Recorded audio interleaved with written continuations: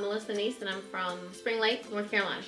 Well, I was looking it up online, and I just was looking for somebody. I just bought the house, and I knew that there were some cracks in the foundation, and they said to kind of get it looked at. So I just went online and I found you guys. And then when I asked for you guys to come out, I got a pamphlet that came in the mail, and it explained everything. And I knew the end of the house needed lifted some. And I liked the brochure because it told me how, like, you went all the way down to the ground into the rock bed, and if you don't do it that way, but if you do it with just the piers and rebuild all of the cement, it's going to have to be done again. So that booklet was probably the reason I went with you guys. And I didn't look for anybody else. I really liked the guy that came out and gave me the quote to begin with, because I pretty much knew I wanted to have it lifted on the edge of the house. It was kind of sinking, so if you went to the edge, you could feel it. And, you know, a lot of my family and friends were like, you don't really have to have that done. It's not that big of a deal. It's not that bad of a crack. So when he first came in here, and it was already a done deal, but he didn't, like, he didn't act like, oh, okay, I'm just going to take him and do all these things. And so I asked him, I said, well, you know, the house looks like it's leaning this way or that way, and I feel this. And he went and looked in every room.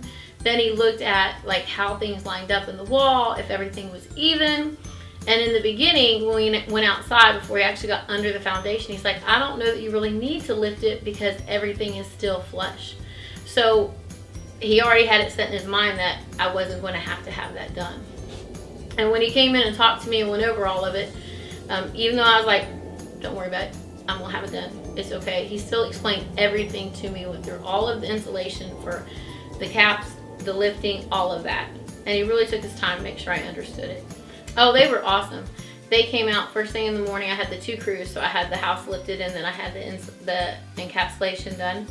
The guys at the end were doing the house lifting. They got here first, and they were really awesome. They went and asked before they drove on my grass to get to the back, and they weren't going to cut a limb down from the tree. It was a lower one, but I told them they could, so they were able to take care of it. They didn't take off too much.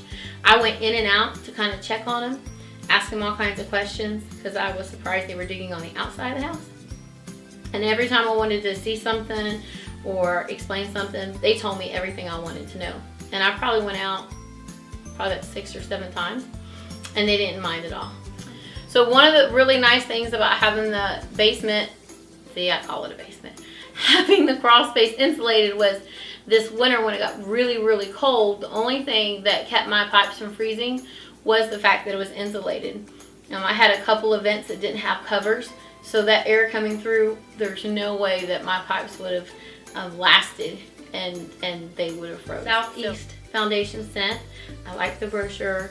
I like the people I talked to, and I was like, I just wanted to go with you guys. Southeast Foundation and Crawl Space Repair was a 10.